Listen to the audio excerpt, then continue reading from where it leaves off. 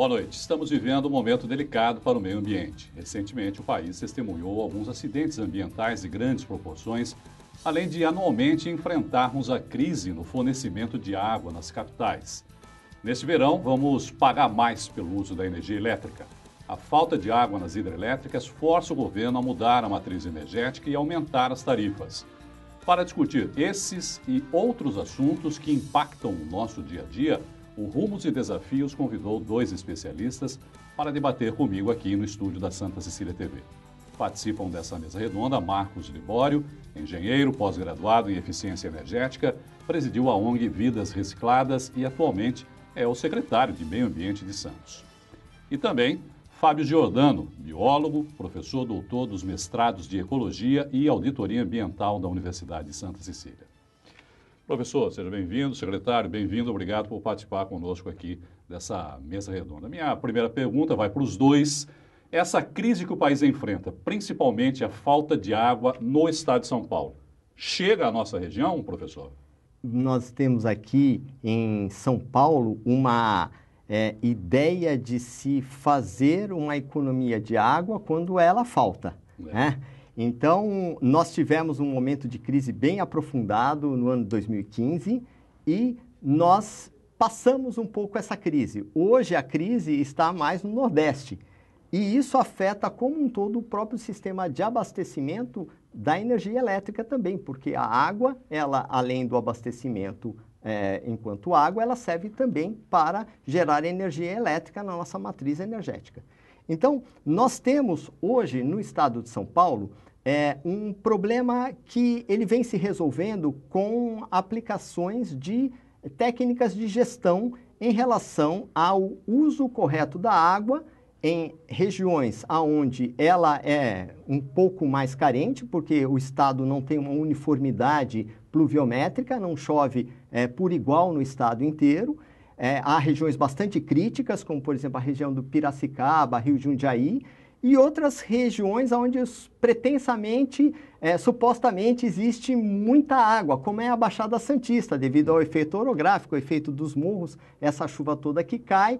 Mas a gente não pode se esquecer que parte da nossa água vem da cunha salina. Mesmo a grande reserva que nós temos, que é subterrânea, ela em muitos lugares ela é de difícil extração.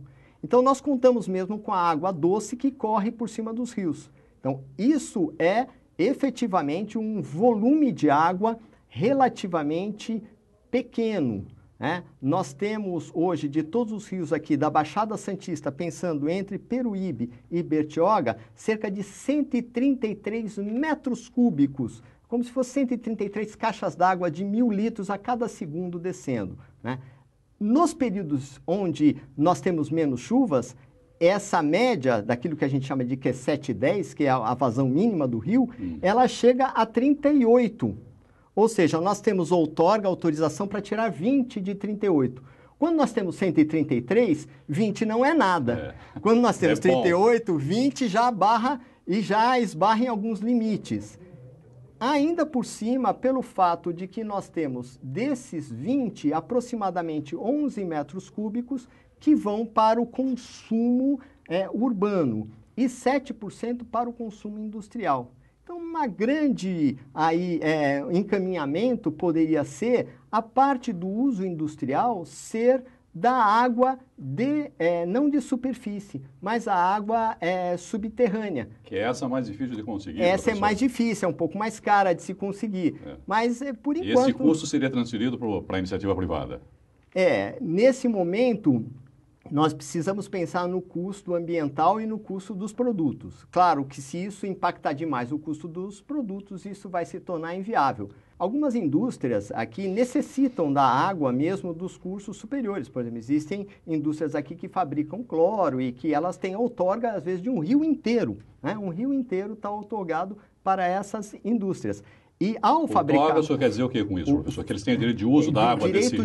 Direito de uso. Do rio inteiro? Do rio inteiro, mas veja, Irineu, eles produzem cloro, às vezes, para o estado de São Paulo inteiro, 50 milhões de habitantes. Se nós não produzirmos cloro para 50 milhões de habitantes, no dia seguinte, o que aconteceria com uma população sem o cloro na água? Né? Hoje, o cloro ele é uma necessidade em função de não termos ainda possibilidade nem viabilidade de termos outras formas de tratamento da água que não essas que utilizem o cloro, porque o cloro ele acaba sendo residual. Existem tecnologias com uso de ultravioleta, mas isso não permanece na caixa d'água do cidadão que de repente deixa lá a água parada por 2 semanas. Como é que é, né? As bactérias, elas crescem muito rápido e se não tiver o cloro, isso é um risco de contaminação. 50 milhões de habitantes é praticamente 1/4 da população brasileira. Não dá nem para pensar nessa possibilidade. Não podemos pensar nessa possibilidade. Agora, secretário, o professor falou aqui a respeito, citou, né, a crise de 2015, que a gente sentiu realmente essa crise, vimos cenas do próprio bacia lá do Piracicaba, que o senhor citou, isso. O rio praticamente secando e cheio de espuma da contaminação, né, do rio. Foram imagens que realmente tocaram as pessoas. O senhor acha que, de alguma maneira, o usuário dessa água mudou o comportamento dele? Porque é importante que haja essa mudança de comportamento, né, professor, como o senhor citou. Né? A política pública precisa perseverar em educar, né, porque é uma forma de cultura. Hoje nós temos consciência de que a água é um dos bens mais preciosos que temos e ficando cada vez mais raro, a água de qualidade cada vez mais raro. Né? Quando você falou que a energia elétrica pode ficar mais caro, pode mesmo. Porque a matriz energética ela é composta basicamente por... E o governo passa a usar as termoelétricas, né, só para as pessoas entenderem, que tem um custo de produção maior, portanto, como nós já dissemos aqui também, repassa isso, obviamente, para o consumidor. Né? Exato. E aí o Operador Nacional do Sistema acaba optando por complementar com outras fontes de combustíveis fósseis, que você tem 2 prejuízos. O prejuízo ambiental, com a queima de óleo diesel, e com o custo, que chega a R$ 1.500 o megawatt-hora contra R$ 300, R$ 400, até menos o megawatt-hora de uma usina convencional já em operação.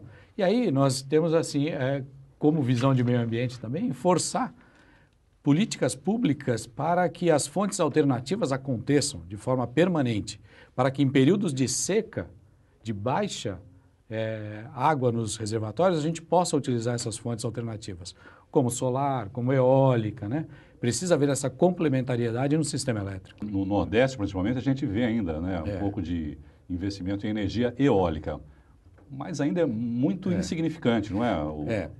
Fazendo um comparativo aí entre 75%, 70% de hidráulica contra as demais fontes, né? Contra todas as demais fontes. E a participação da eólica ainda é pequena. Se tornou viável nos últimos anos por investimentos, por aporte, né? A gente precisa entender que existe um corredor de vento no Brasil, ou seja, o Nordeste, lá, e Rio Grande do Norte, o Ceará tem grande intensidade de ventos, e esse vento vem até o sul da Bahia como um corredor de ventos, ali viabilizam projetos. Constantes, não é? Constantes. Lá. O ano todo tem aquele vento lá. Aí viabiliza o projeto. E aí depois passou do sul da Bahia, Minas Gerais, São Paulo, não tem. Só na ponta do Rio Grande do Sul que você volta a ter vento com intensidade suficiente para viabilizar um projeto de energia eólica. Existe a possibilidade de a gente exportar água para a capital, para São Paulo? Existem 22 comitês de bacias, 22 bacias, regiões no estado de São Paulo. A Baixada Santista é uma delas, né? E nenhum comitê é separado do outro. Então, a gente também entende, por vezes, a necessidade de outros comitês. Houve muito isso em 2015, na crise hídrica, primeiro com o Rio Guaratuba, que foi um primeiro desvio de água lá mesmo no Alto da Serra para a represa do complexo ali do Alto Tietê, para abastecer a cidade de São Paulo, sobretudo a zona leste da cidade de São Paulo. A região da Baixada Santista tem 1.700.000 habitantes aproximadamente. A região leste da cidade de São Paulo tem 4,5 milhões de habitantes. Todos nós somos brasileiros. Sim. A falta de água afeta a todos. Então, naquele momento, emergencialmente, houve uma transposição de 0,5 metro cúbico, 500 litros por segundo. Né? Agora nós estamos Desculpa, professor, só para entender. Essa transposição, na verdade, é o quê? Ela deixa de vir de lá. Ela deixa de vir lá. Isso. Não é o contrário. Não, o empreendimento seria... A água não sobe a serra, ela deixa de descer a serra, deixa de chegar aqui para a gente. Ela tem uma implicação não tanto pelo volume, Irineu, mas mais pela sensibilidade do ecossistema que nós temos aqui. Então, eu falei há pouco que na vazão mais baixa nós temos 38 metros cúbicos, então já tomamos meio agora. Agora, em 2017, uma nova autorização para que o rio Sertãozinho, que é um afluente ali do rio Itapanhaú, que desce para a cidade de Bertioga, ele seja desviado para a represa de Biritiba-Mirim, também outra represa, uma das 5 que compõem o Alto Tietê, né? Esse desvio são mais 2 metros cúbicos por segundo, né? Qual é o problema disso? É que, como nós vivemos numa região estuarina que se caracteriza pela mistura de água doce com água salgada, qualquer água doce que deixe de chegar ao nosso litoral, nós não temos um potencial hídrico muito grande. A diferença entre a nascente do rio, a montante, e a jusante, a sua foz, é muito baixa. Então, quando você deixa de carregar com água doce, a água salgada invade. Então, os ecossistemas que estavam mais habituados à água doce ou água salobra, agora serão transpostos para uma nova situação de água... Diminui esse equilíbrio. Diminui esse equilíbrio, essa chegada de água doce. Não, como eu falei, tanto pelo volume expressivo, mas mais pela abrangência do dano que causa. Então, isso tudo é muito polêmico. Esse desvio sai dos 38 que o senhor falou agora. Desses 38 na vazão mínima, sai. Do mínimo ele sai. Mas a gente continua consumindo os 20? A gente continua... Mesmo quando há esse desvio? Mesmo quando há o desvio. A nossa outorga é de 20 para agora. Ou seja, se diminuir os 38, a gente continua tirando os 20. A nossa população tem crescido. O último diagnóstico, que foi de 2012 a 2016, apontou que per capita a quantidade de água caiu 4%, na verdade menos um pouquinho, 3,6% entre 2012 e 2016. Ou seja, nós estamos tendo também um crescimento populacional e isso faz com que a água ainda não seja, como você falou, um problema imediato de escassez. A gente teve agora um período um pouco maior de escassez de chuva. Já dá para preocupar, secretário, ou não? A gente acaba preocupando pelos empréstimos, né? Isso. São esses empréstimos que são feitos de água para outras regiões. A gente precisa ter atenção com esses empréstimos, porque eu volto a insistir. No período de abundância, a turma acaba esquecendo as medidas que são medidas de prevenção e contenção. Mas isso se torna um pouco mais complicado, secretário, a partir do momento que a gente também trabalha com uma população flutuante. Nessa questão da população flutuante, as pessoas precisam chegar no litoral já com esta consciência de preservação. Não só a questão da água, a questão das praias, né? A balneabilidade é diretamente impactada por este equilíbrio também que é feito entre as correntes, a gente sabe disso, né? Então, essa participação é fundamental. A gente precisa trabalhar, inclusive o CBH, Comitê de Bacias Hidrográficas, ela trabalha de forma metropolitana e, inclusive, com vários outros comitês em conjunto, para que possa haver essa difusão realmente de consciência. Né? Então, o cidadão em São Paulo, em Santos, em Praia Grande ou no interior, ele precisa ter esse nível de informação de preservação e cuidado com a água. Posso até dar um exemplo, Irineu? Para você escovar os seus dentes, você não precisa mais do que meio copo de água. Existem, assim, desperdícios que chegam a 20 litros para você escovar os dentes. É uma torneira ligada por 5 minutos para se barbear. Então, né? você, independente do local onde você mora, são hábitos que muitas vezes partem do princípio da educação ambiental. Aí o trabalho, talvez tão importante quanto seja com as crianças, não é, professor? Exato. Com os alunos, com os mais pequenininhos, para que já cresçam com essa nova consciência, né? Exato. Eu acho que tudo começa pela educação, né? Tudo começa pela educação. Nós temos o poder público com a sua responsabilidade, nós, enquanto cidadãos, temos também a nossa responsabilidade, mas a educação das futuras gerações é que vai fazer toda a diferença. O que significa o Triple Bottom Line? Nós, quando pensamos em preservação ambiental, não podemos ser radicais totalmente. Somos de princípio, né? As nossas convicções não podem ser alteradas.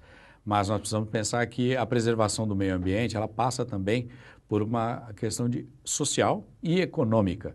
Então, esse tripé que ele é o econômico, o social e o meio ambiente, precisa ser respeitado, né? Porque nós vivemos em constante avanço da indústria, constante avanço de exploração, mas fundamentalmente pressionado pelo nosso consumo.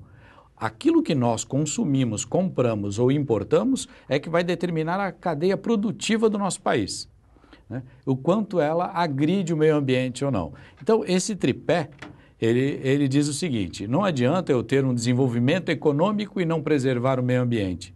Não adianta eu ter um desenvolvimento econômico e não observar as necessidades sociais.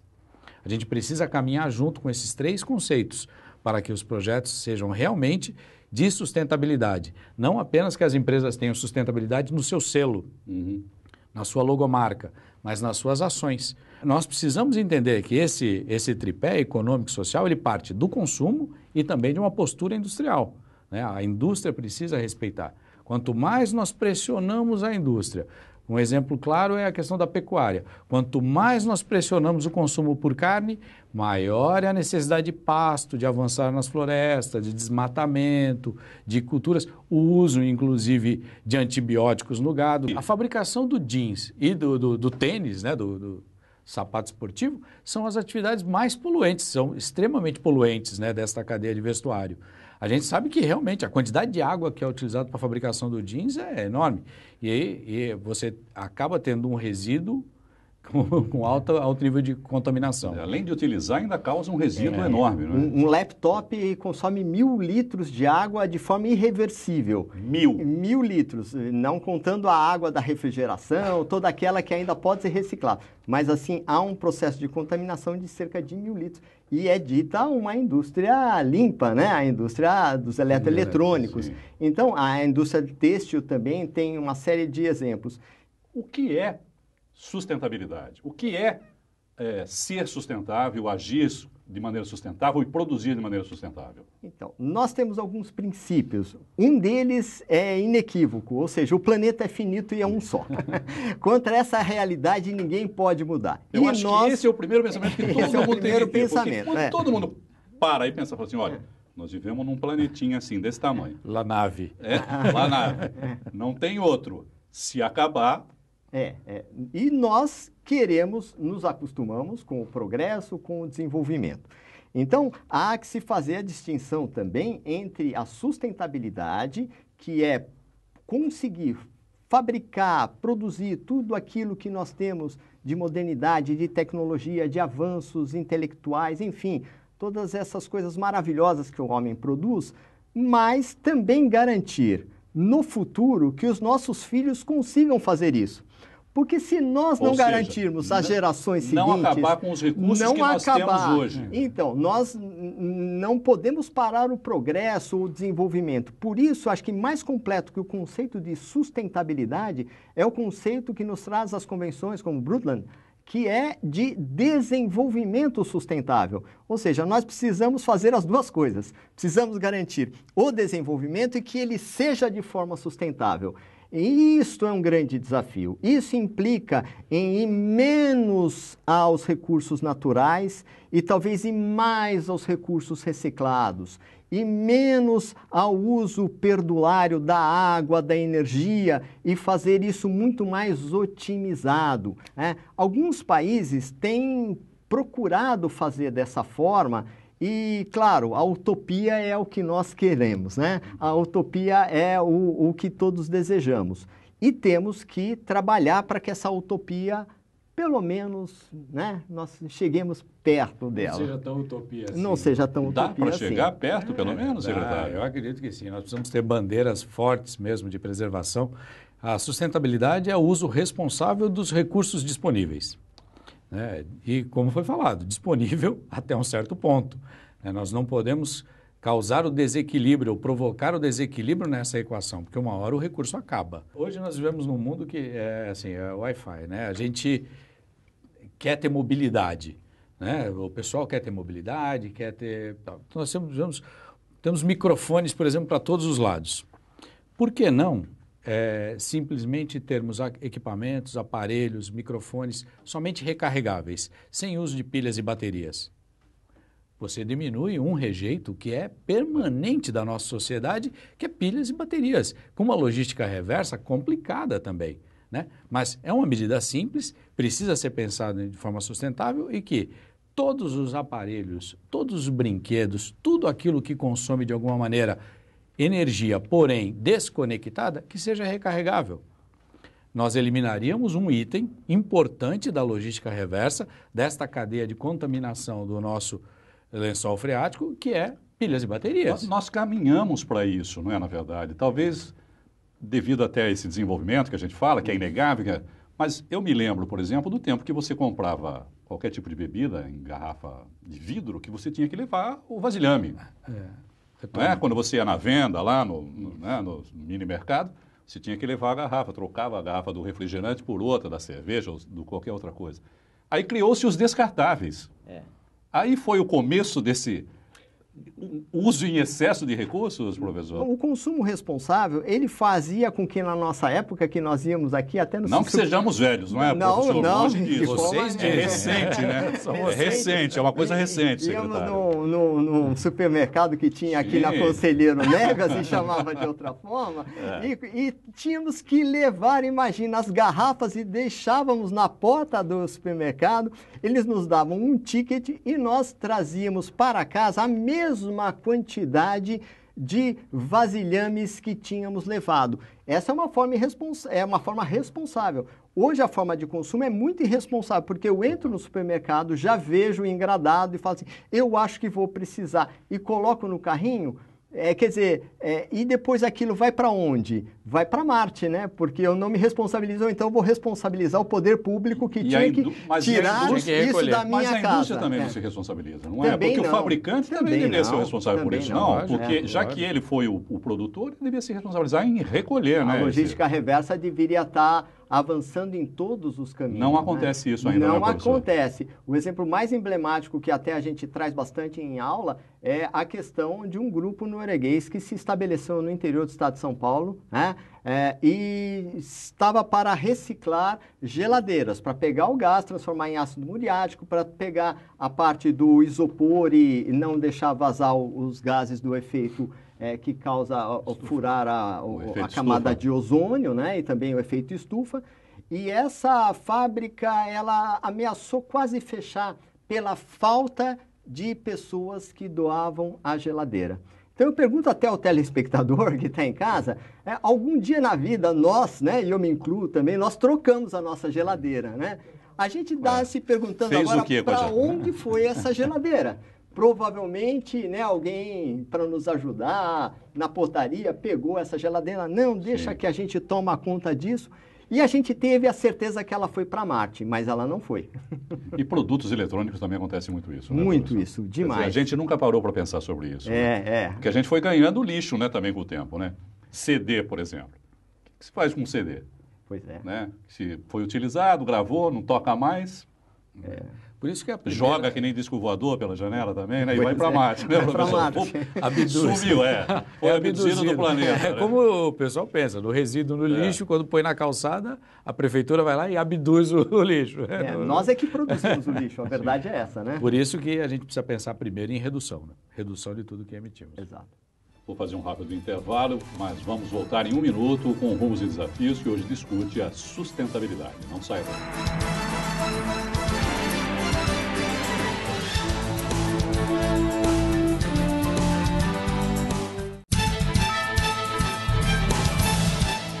Voltamos com o Rumos e Desafios, especial sustentabilidade. Hoje traz o secretário de Meio Ambiente de Santos, Marcos Libório, e o professor Dr. Fábio Giordano, da Universidade de Santa Cecília. Senhores, Santos ainda está se adaptando às mudanças da legislação do lixo limpo e para começar esse segundo bloco, vamos ver uma reportagem da Ione Furukawa que deu início à nova legislação para debatermos aqui na sequência. Não é todo mundo que está acostumado a separar o material reciclável do orgânico, que são restos de alimentos. Para facilitar a triagem, há 1 ano a Unisanta colocou lixeiras como essas dentro do campus. No período da manhã, como tem um movimento muito grande no nosso parque de alimentação, né, da instituição, nós temos um colaborador que ele passa nessas lixeiras, já fazendo uma triagem desse material. Aí no período da tarde, que é onde a instituição está um pouco mais tranquila, nós podemos focar nos departamentos. Então esse mesmo colaborador, ele vai passando de departamento em departamento, colhendo material que são recicláveis nesses locais. O caminhão da ONG Sem Fronteira passa na universidade de 2 a 3 vezes por semana, dependendo da demanda. E só em Santos recolhe por dia aproximadamente 2 toneladas de lixo limpo. Esse montante é reciclado em uma indústria em São Paulo. A gente traz para cá, separa esse material reciclável e a população que separa esse material é a população em situação de vulnerabilidade social, né? Moradores de rua, dependente químico, várias outras pessoas também que a gente atende aqui com esse trabalho, né? Você sabia que cada santista produz em média 1,2 kg de lixo por dia? São cerca de 630 toneladas. Desse montante, 40% são recicláveis, mas apenas 3% são recolhidos semanalmente como lixo limpo. Ou seja, quase todo o material que poderia ser reciclado é jogado no aterro sanitário, junto com o lixo orgânico. Pois é. Se a população não faz por bem, agora virou obrigação e tem multa para quem não fizer a triagem. A Lei de Coleta Seletiva Solidária Recicla Santos entrou em vigor no último domingo. A penalidade para o cidadão que não colaborar com o meio ambiente varia de 50 a 50 mil reais. Esta lei ela faz parte da Política Nacional de Resíduos Sólidos, que existe desde 2010. É uma lei federal e adaptada à realidade de Santos agora com a lei complementar. A fiscalização ela vai acontecer pela Secretaria de Meio Ambiente, pela fiscalização de postura e pela Guarda Municipal. O caminhão que faz a coleta seletiva pela Prefeitura vai continuar realizando o serviço uma vez por semana. Para saber o dia que ele passa onde você mora, é só acessar o santos.sp.gov.br/reciclasantos.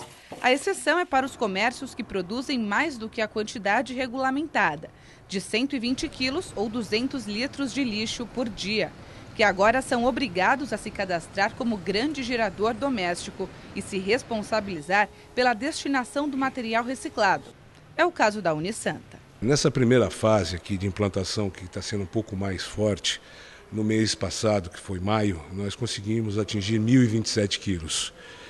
E isso é bacana. Por quê? Porque essa ONG, depois que ela separa isso, ela é obrigada a nos emitir um certificado. Tá? Que esse certificado, agora, em razão da Lei 952, nós teremos que apresentar junto à Secretaria do Meio Ambiente.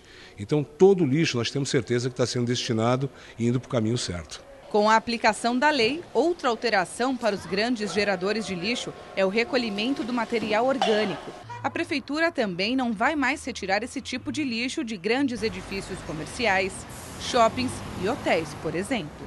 Aqueles que geram acima de 120 quilos ou 200 litros por dia precisarão apresentar na Secretaria de Meio Ambiente um plano de gerenciamento de resíduos sólidos. Como eles fazem a triagem, a coleta e a destinação final.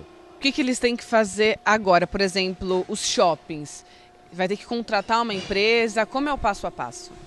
Nós teremos 60 dias de adaptação à lei, tá? Que é um período de cadastramento desses agentes de reciclagem, que são as cooperativas, as empresas que trabalham com reciclagem e os grandes geradores. Então, ligando na Secretaria de Meio Ambiente ou entrando no nosso site, a realização do cadastramento desses agentes. Obrigado, Ione. Secretário, como está a adaptação das pessoas aí a essa nova legislação? O senhor esteve no Caderno Jornal, nós conversamos sobre o lançamento, desse programa de julho para cá. Qual o andamento? Olha, a gente observou uma adesão muito grande da população com relação à entrega dos recicláveis na coleta seletiva. Nós já verificamos um aumento em torno de 54% a 60% em alguns dias nesta coleta, né, que acontece uma vez por semana em cada bairro da cidade. Principalmente nos bairros Aparecida, Boqueirão, houve uma adesão muito acentuada e que provocou uma necessidade. Agora a gente tem que fazer mais do que uma viagem no mesmo dia, né, com o caminhão da coleta seletiva, que hoje vocês podem observar pela cidade, ele está identificado como coleta seletiva. Isso também foi um avanço, porque antes os caminhões não eram identificados, agora já é. O munícipe pode confiar no trabalho que é realizado. Chega a ter 4, 5 viagens em um mesmo bairro. Então, nós por consequência, temos reduzido o envio de resíduos para o aterro sanitário em torno de 2.000 toneladas. 2.000 toneladas, com conscientização.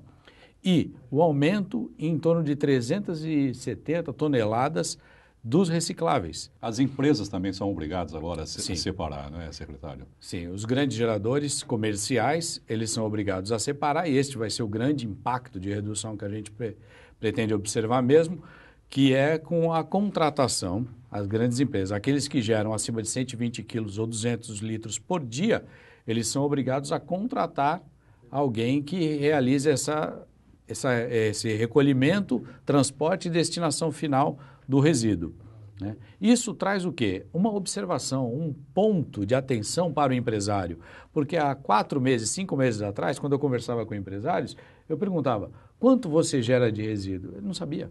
Até fica como sugestão para as pessoas em casa. Pare um dia para ver quanto você gera de lixo. Quantifique. E nessa quantificação, perceber o quanto desse lixo é limpo, na verdade. Porque na maioria das vezes o lixo que pode ser reciclado é maior do que o lixo orgânico. Verdade. Né? E as pessoas não se dão conta disso, não é, secretário? Exato. Talvez agora, com essas campanhas, comecem a ter um pouco mais de consciência em relação a isso. Não, e assim, essa consciência ela vem também, tirando cadeia de restaurantes, Sim. de fast food, que tem toda uma linha de produção assim, mas a gente pode trabalhar em separado, mas as corporações, as grandes empresas, têm o uso intenso de recicláveis, de materiais recicláveis. Na realidade, o que a gente está colocando é mais plástico no mercado, é mais plástico sendo descartado, né? E muito desses materiais que são colocados não são exatamente recicláveis, né? O que a gente precisa trabalhar prioritariamente é com a redução na emissão de resíduos, a redução da emissão de lixos, né? Essa conscientização, essa educação passa por isso. Um exemplo característico dentro da própria universidade, vocês viram na reportagem, né? O senhor Cássio Araújo falando que é o responsável aqui internamente por esses avanços que a gente tem sentido na universidade, é nas papeleiras do toalete.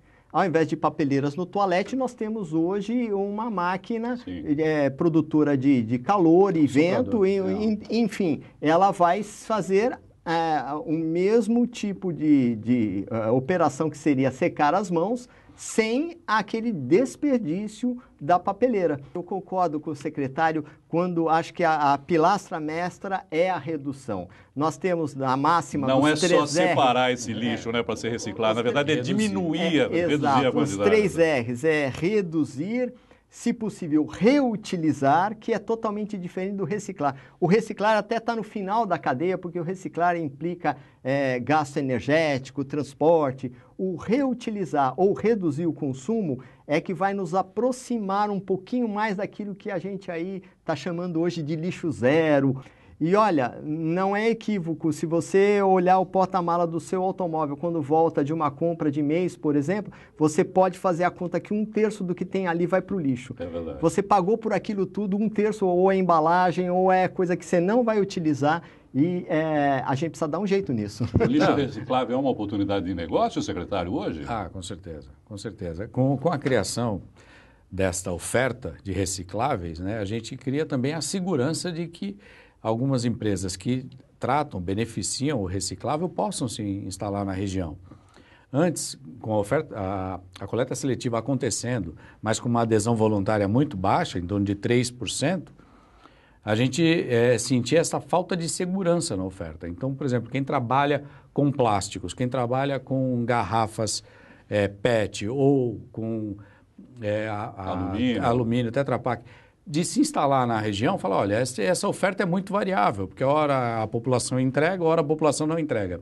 Com a lei, você criou esta oferta de recicláveis. Então, é um fornecimento garantido durante todo o ano para uma empresa que venha se instalar na região. Então, é uma oportunidade de negócios a nível industrial e também a nível social, como ONGs, associações.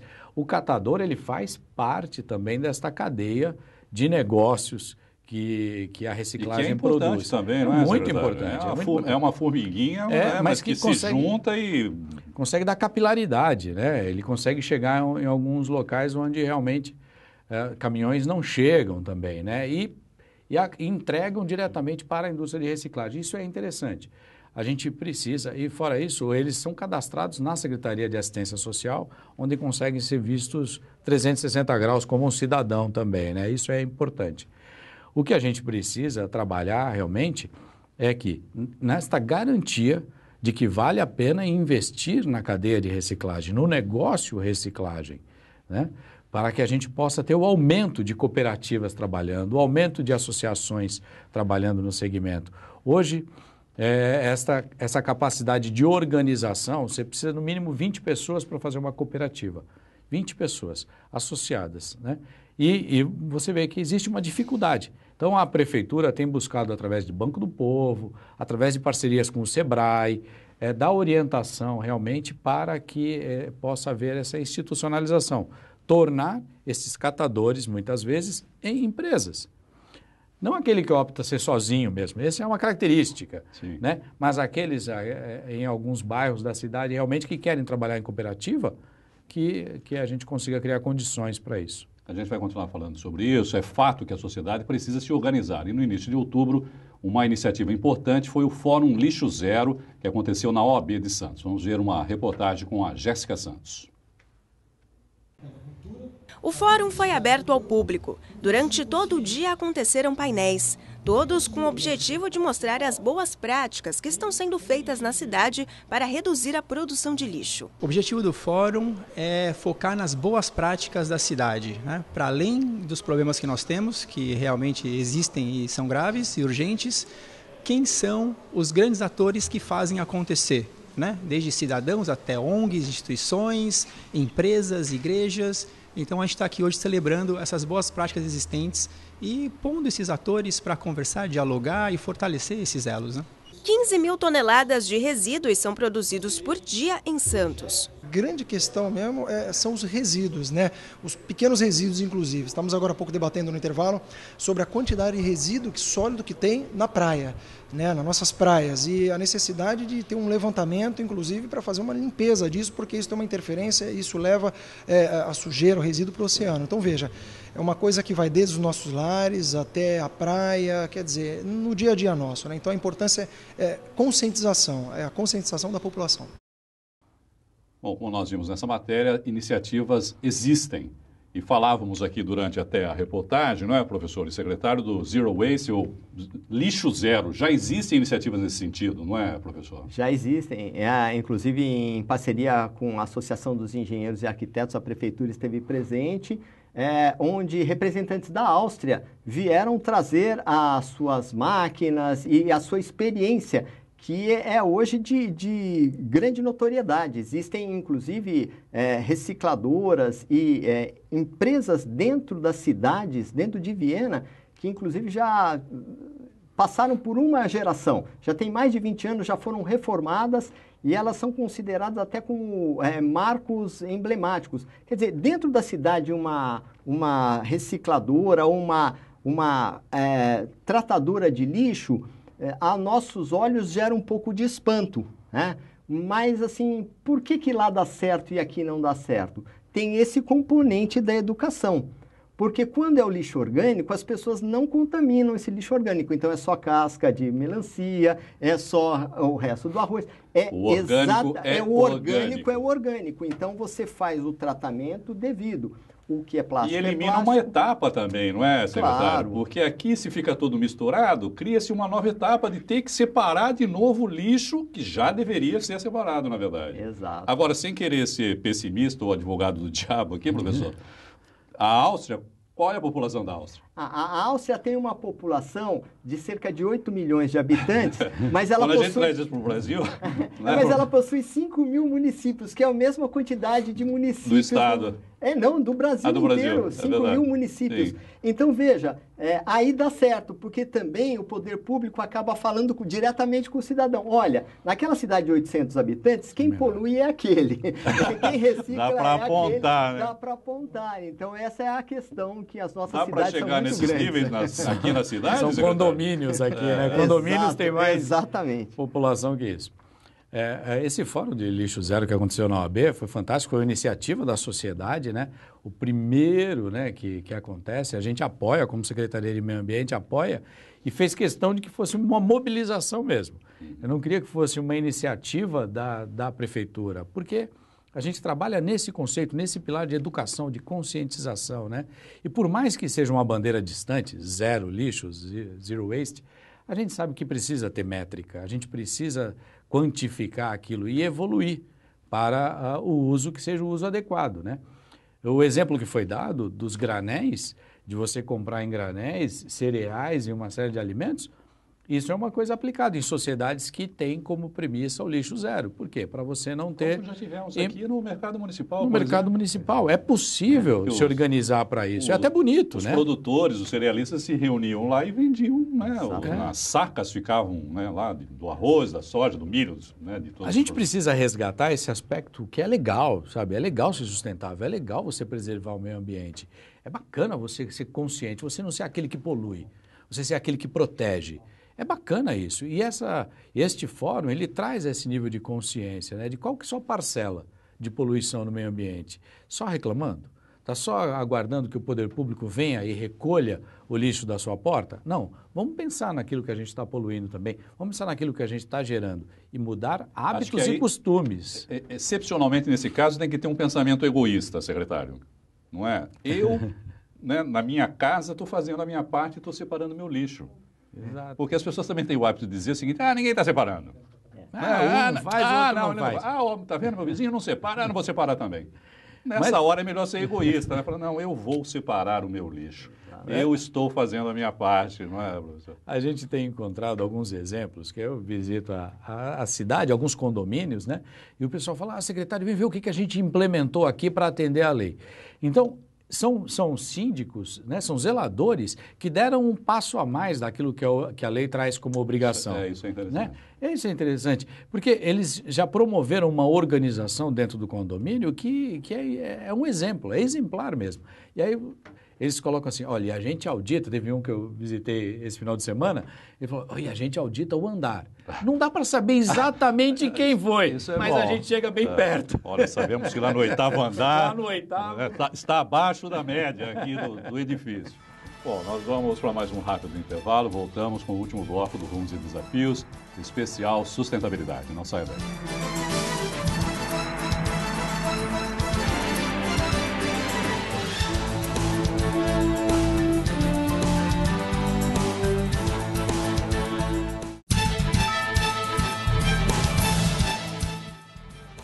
Estamos de volta, vamos falar de educação ambiental. Me parece que as crianças hoje em dia estão mais conscientes do seu papel no meio ambiente. Isso é o resultado de uma mudança de cultura ou apenas da inclusão de disciplinas relacionadas ao assunto nas escolas? Pergunta para o professor Fábio Jordano, né, professor? Já é disciplina hoje nas escolas? Não, essa é uma questão que ainda nós nos batemos bastante, né? O assunto educação ambiental, ele acaba sendo um tema interdisciplinar e acontece de tudo. Existem escolas onde as pessoas se envolvem e ele se torna uma bandeira até para a própria escola. E existem também aqueles pensamentos de que, como não é meu, não é de ninguém também, então ela não acontece. Dentro desse escopo... São ações, na verdade. São ações... Da própria escola. Ela não faz parte da grade curricular lá da escola. São temas transversais e hoje volta-se a discussão de educação ambiental ser efetivamente uma disciplina com frequência, com nota, para que isso, dada a importância do tema, né? Nós precisamos isso não só para a nossa geração, que já... não muito bem aprendeu isso, é verdade, precisa né? se reciclar, não é, professor, em relação a isso? Ser passado com urgência para as futuras gerações. Então, nós precisamos incorporar efetivamente isso a toda a escola e a todas as disciplinas. Porque o que acontece em geral é um professor de biologia com um de geografia e um de educação física que se juntam e o diretor fala, vocês são meio malucos mesmo, façam isso e toquem o projeto em frente. E eles tocam, são quixotescos, né? Eles saem ali guerreando e conseguem mudar a realidade de uma educação que precisa desses valores. A educação ambiental hoje tem que ser passada, inclusive, como um dos valores de sobrevivência da nossa sociedade. A Secretaria tem ações educacionais? Tem, eu sei, mas voltadas especificamente para as crianças, secretário, ou não? Tem. A gente tem realizado uma série de atividades em conjunto com a Secretaria de Educação, né? Tanto da rede municipal, onde as crianças participam de exemplos, por exemplo, fabricação de prancha com garrafa PET. Nós tivemos atividade no aquário, onde trouxemos pessoas que têm essa atividade. Você começa a tangibilizar. Você chegou a exibir essa matéria, é muito interessante. Muito legal. Hortas, né? Você ter esta relação com aquilo que você produz. A ideia qualquer, você priorizar a produção local, a reprodução regional, entender como é que é a produção do alimento. A criança precisa ter esse acesso também.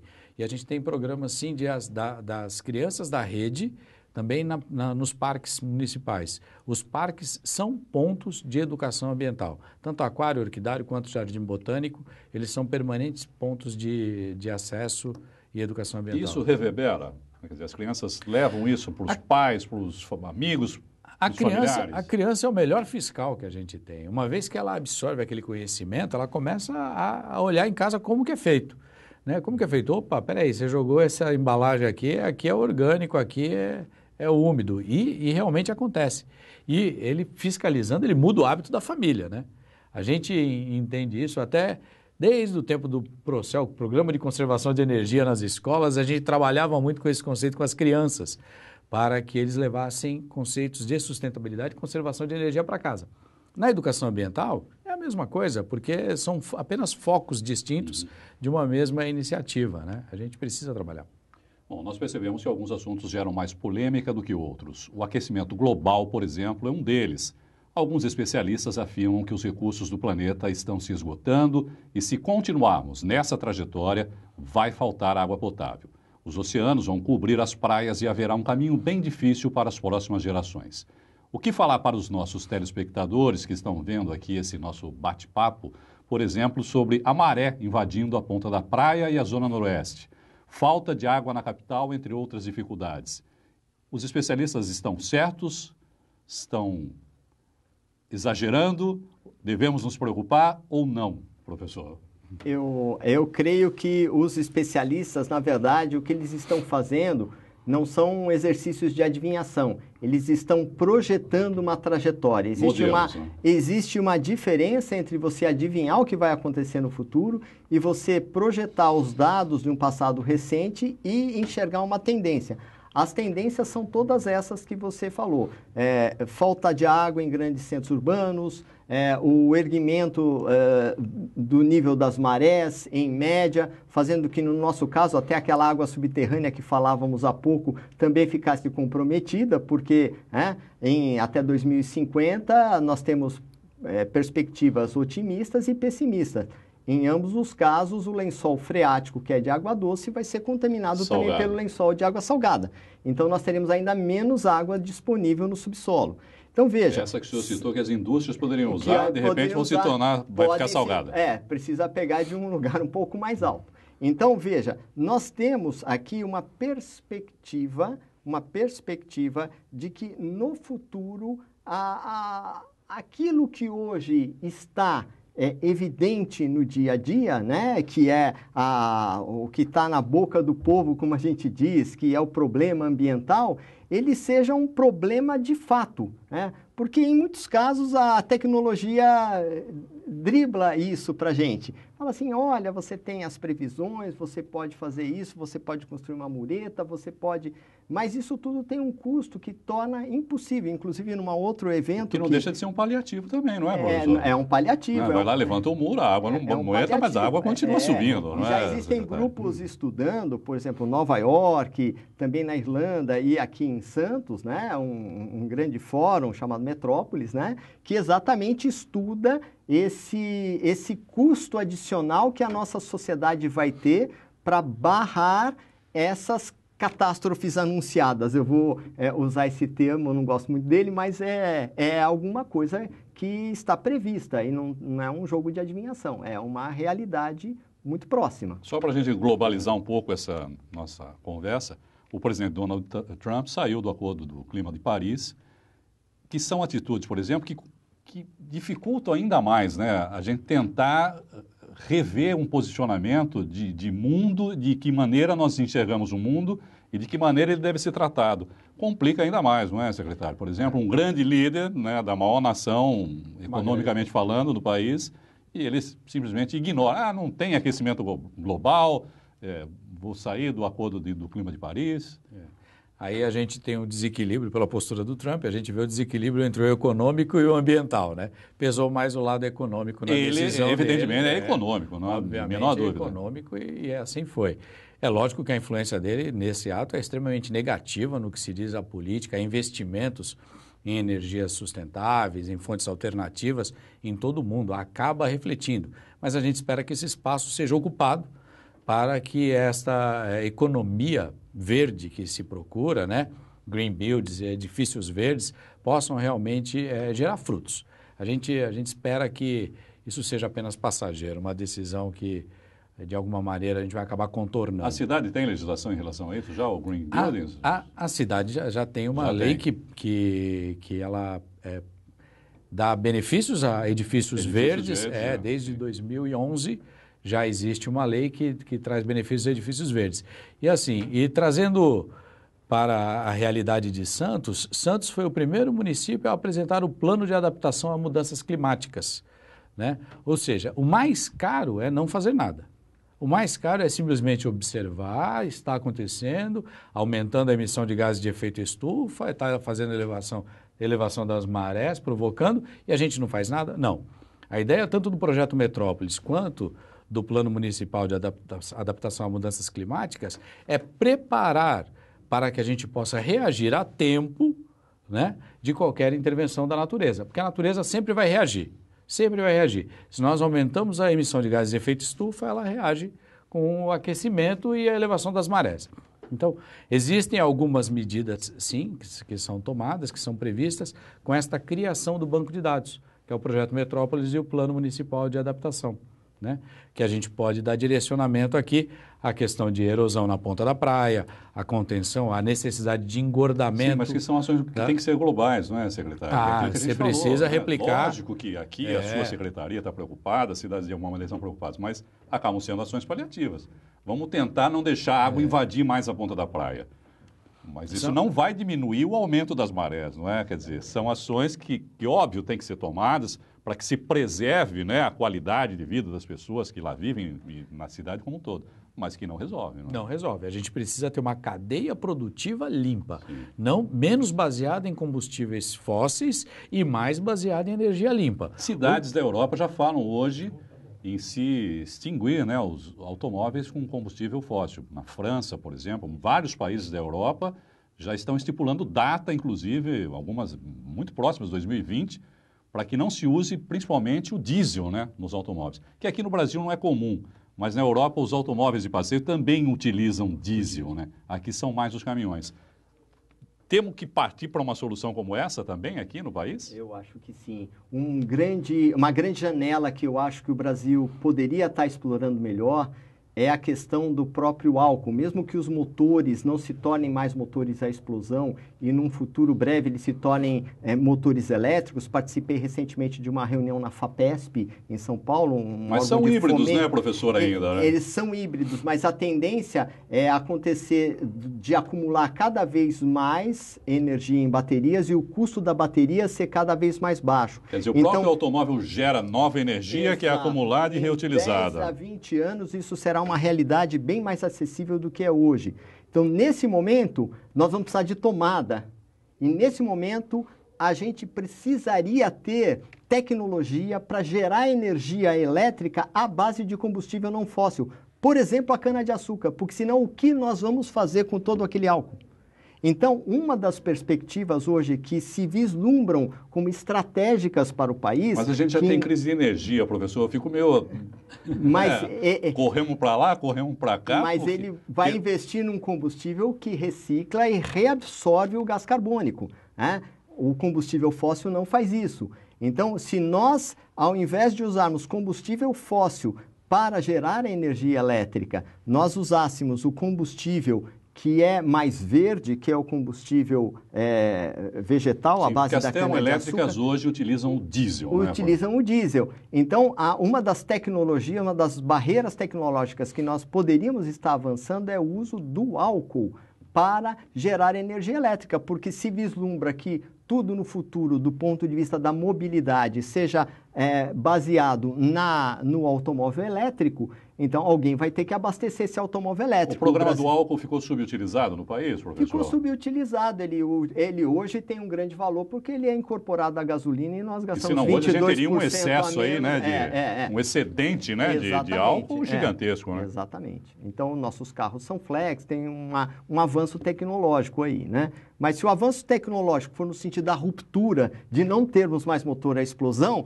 nós vamos ter que dar uma solução para esses tanques e tanques de combustível de álcool que nós temos produzindo. Às vezes as pessoas também acham que não se dão conta de que o motor a explosão é o mesmo desde que foi inventado.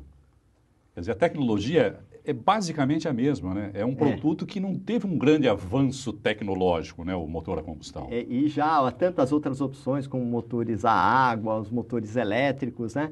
Então, haverá um momento em que a indústria vai... Os produtores de petróleo não vão gostar disso, professor. Mas haverá um momento que haverá essa ruptura, com certeza. E nós temos que será necessária, né, na verdade. Nós temos que estar à frente das rupturas, não a reboque, né? Eu acho que isso é estratégico. Com certeza. E a gente não pode perder de vista também a necessidade de você ter uma indústria que tenha uma eficiência melhor. Né? Tirar de operação motores que estão presentes na indústria com baixa eficiência, com alto consumo de energia e baixa eficiência, e substituir por motores que são energeticamente viáveis. Hoje em dia, o próprio alto custo da energia acaba impulsionando isso. Mas há uma presença. Que é o caso das próprias termoelétricas, não é, secretário? Acho que o país nunca deveria nem sequer ter pensado em investir em termoelétricas. Né? Em diesel, né? Foi uma coisa que aconteceu lá há 16 anos, há 15, 20 anos atrás, que na época do sufoco, faltou energia, teve o apagão, aí liberou-se tudo. Né? Após aquele momento que nós vivemos em 2001, tudo foi liberado. Né? Então, hoje nós vivemos a consequência desse momento de escassez de água lá atrás. Né? Então, nós precisamos ter políticas públicas que sejam duradouras, realmente. Né? Planos, realmente, de produção que sejam eficientes energeticamente. Né? Incentivos. Bom, chegamos ao final desse programa Rumos e Desafios. Deixo aqui o convite para acompanhar a nossa programação. Como você sabe, eu estou diariamente às 7h30 da noite apresentando o Caderno Regional aqui pela Santa Cecília TV. Obrigado, secretário, pela participação. Professor, muito obrigado, pela participação. Obrigado a você, telespectador, que nos acompanhou e até mais.